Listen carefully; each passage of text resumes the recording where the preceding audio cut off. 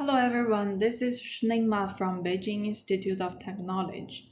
The topic of my presentation is depth perception in optical see-through augmented reality, investigating the impact of texture density, luminance contrast, and color contrast. This study focuses on depth perception, but how to perform the depth perception in our visual system. There are four different ways: binocular disparity, convergence, focus adjustment, and motion disparity. These are all related to our physiological system. Among them, binocular disparity is a primary factor in depth perception, which has been widely used in most commercial 3D display devices, including the head-mounted display and the stereoscopic display, and so on. Besides these physiological factors for the depth perception, there are also some depth cues that can influence the depth perception. Uh, this depth cues refers to the information that can cause the visual system to form a sense of depth. So they can be classified into many categories, including the linear perspective, occlusion, relative size, motion perspective, and so on. So many factors in the environment can be considered as depth cues. Here we mainly focus on depth perception in augmented reality, and this topic has been extensively investigated over these years.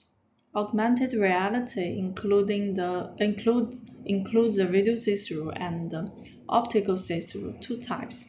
Here we focus on optical see-through, where the observer can see the virtual scene and the real environment at the same time. Ideally, you cannot tell which is the virtual object, which is the real object in a completely immersive augmented reality system.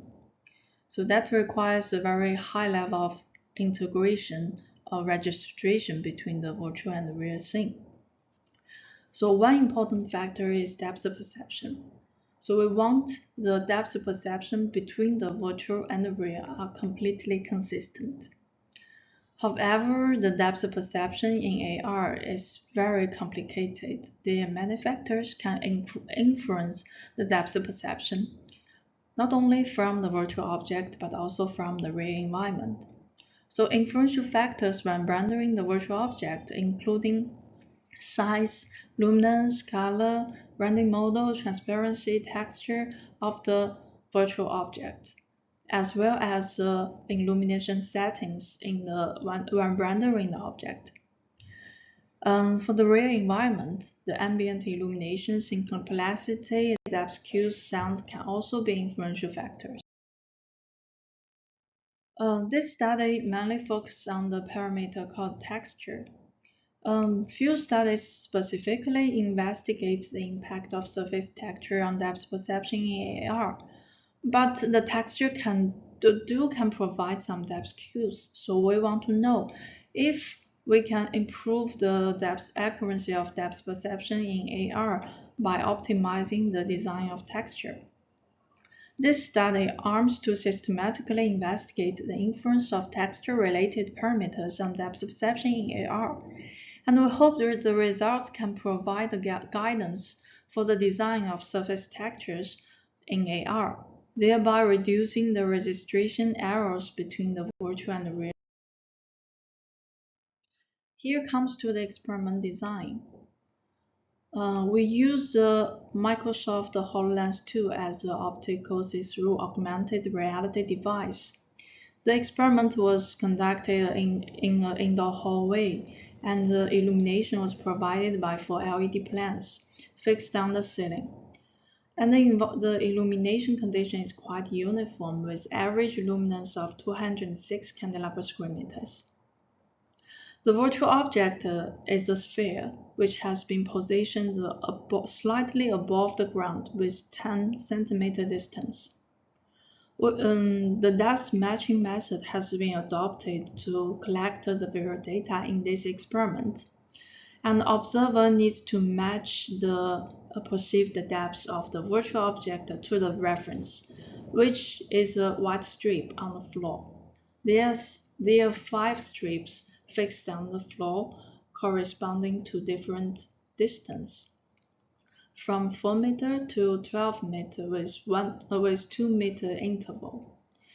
And we have 20 participants attending this experiment. Here comes to the experiment procedure. So before the formal experiment, we need to perform the internal calibration to adjust the interpupil distance of the HoloLens 2 to match the interpupil distance of the individual subject to ensure an accurate estimated depth. Then the depth matching experiment starts. The initial depth of the virtual object was randomly resetted. An object was required to move the virtual object in AR along the z-axis until it matches the depth of the reference. Then the system records the estimated depth of the virtual object. Then a new round starts. The first experiment focused on luminance contrast and texture density, and we selected the checkerboard texture to render the virtual object. There are 3 levels of texture density: low, medium, and high. It can be seen in the left figure. And 3 levels of texture contrast, also low, medium, and high, which can be seen in the second row of the left figure. So different contrast was created by different RGB levels of the black patch. The white patch has a constant input signals, but the black patch has completely different signals from 25 to 229. The 3 levels of contrast can be quantified by Michelson contrast, which equal to 0.1, 0.5, and 0.9 corresponding to low, medium, and high contrast level. The object size has 3 levels equal to the diameter corresponds to 20, 30, and 40 centimeter. The registration error between the virtual and the real scene can be estimated by the sign error, which refers to the matching distance minus target distance. So if the higher sign error corresponds to a lower accuracy, and positive sign error means underestimation, and negative sign error means overestimation. Here we summarize the results. The average sign error of all the conditions is 50.7 centimeter, corresponding to 6% underestimation. And for the pyramid of contrast, we find a significant main effect, with the p-value smaller than 0.01. And the contrast of the surface texture can reduce the depth error. But for the density, this impact is not significant. Object size, its impact is significant. And the increase in object size can lead to an increase in depth error. And the second experiment focuses on color contrast and backlight luminance.